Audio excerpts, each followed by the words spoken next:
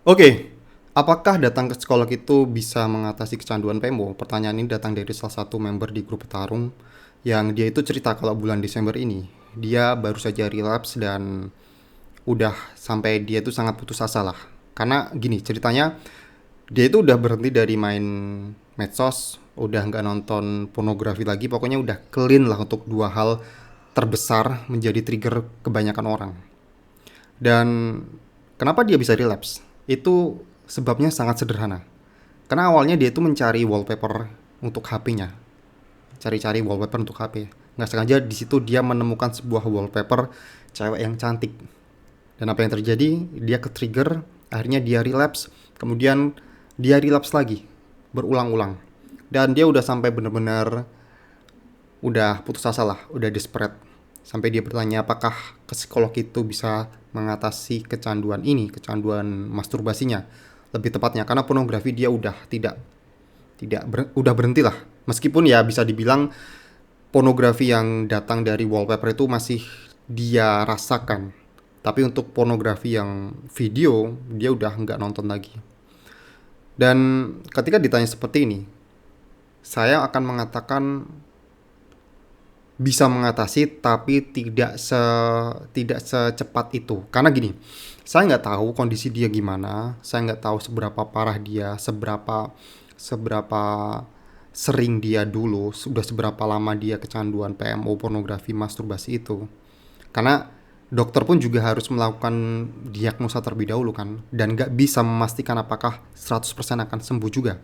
Tapi kalau ditanya apakah bisa membantu, pasti akan membantu. Karena gini, saya percaya semua kecanduan apapun, kecanduan rokok, kecanduan alkohol, kecanduan narkoba, kecanduan belanja, kecanduan apalagi ya, pokoknya semua hal yang sifatnya kecanduan itu adalah kebanyakan bentuk coping mechanism dari suatu kondisi mental kita yang sedang bermasalah. Ini yang harus kamu pahami. Bukan karena soal sange, bukan karena soal nafsu. No. Bedakan antara bedakan antara kecanduan dengan sange dan nafsu. Kalau kecanduan itu membentuk sebuah pola. Setiap kali kamu stres, kamu lari ke PMO, kamu lari ke rokok, kamu lari ke alkohol. Setiap kali kamu kesepian, kamu lari ke pornografi. Itu membentuk pola. Itulah yang membuat kecanduan. Lain halnya dengan sange dan nafsu. Sange dan nafsu itu memang ada dalam kecanduannya itu, tapi itu tidak serta merta kemudian wah saya itu orangnya sangian atau nafsuan. No, tidak seperti itu. Pasti ada yang bermasalah dengan kondisi mental kamu kalau kamu kecanduan.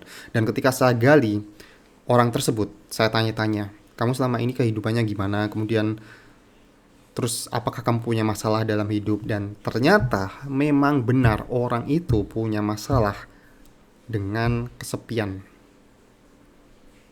Kemudian dia juga punya masalah depresi, dia gampang stres. Gotcha, apa yang saya yakini benar-benar terjadi pada orang tersebut. Dan sebenarnya ini bukan sebuah hal yang aneh ya, karena kebanyakan pasti seperti itu.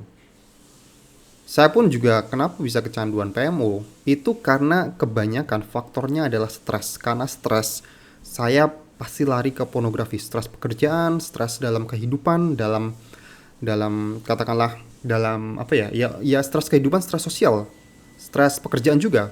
Dan itulah yang membuat saya itu selalu balik lagi ke trigger lagi pada aktivitas PMO.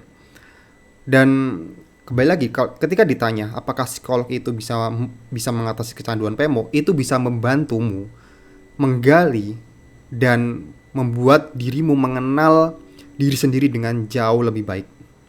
Psikolog itu akan membantumu mengatasi itu.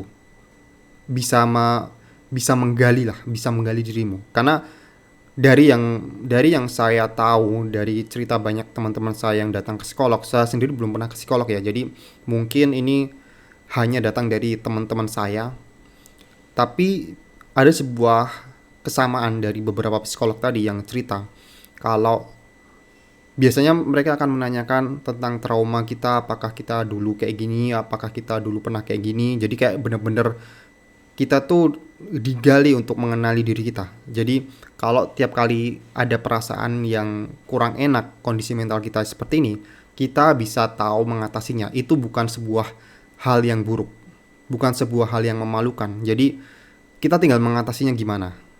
Itu tugas psikolog di situ. Dan soal kesembuhannya, tentu saja itu bergantung pada dirimu. Setelah kamu mengetahui dirimu, setelah kamu mengenal dirimu, kamu harus menentukan strategi apa yang kamu harus lakukan. Karena percuma juga kalau misalnya kamu datang ke psikolog doang terus kamu udah kenal dirimu tapi kamu nggak ada perubahan di situ. Dan itulah yang pengen saya sampaikan tadi ketika ditanya datang ke psikolog itu apakah bisa otomatis sembuh. Itu bisa membantu tapi kembali lagi semua tergantung pada dirimu juga.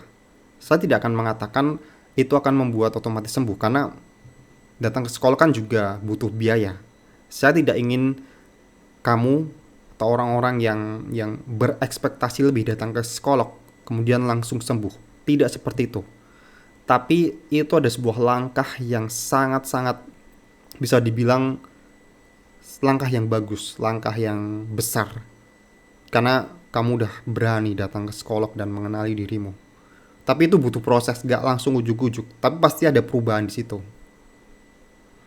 Dan ya itulah kesimpulan dari video ini. Ketika datang ke psikolog, jangan berekspektasi terlalu berlebihan untuk mengatasi kecanduan kamu. Banyak hal, banyak istiqomah, anggap saja itu adalah sebuah istiqomah. Banyak orang juga yang datang ke tokoh spiritual untuk ruqyah. Itu juga sebuah bentuk istiqomah. Kemudian datang juga ke terapi CBT, Cognitive Behavior Therapy, itu juga sebuah bentuk istiqomah. Datang ke psikolog juga. Kemudian banyaklah cara mengatasi kecanduan pornografi ini. Dan jangan pernah berpikir itu akan langsung bisa sembuh. Tapi itu anggap saja sebuah proses. Kalau bisa langsung sembuh, alhamdulillah. Tapi ya jangan terlalu berekspektasi lebih. Semua itu tergantung pada diri kita. Oke? Itu saja yang bisa saya sampaikan. Terima kasih dan sampai jumpa di video berikutnya.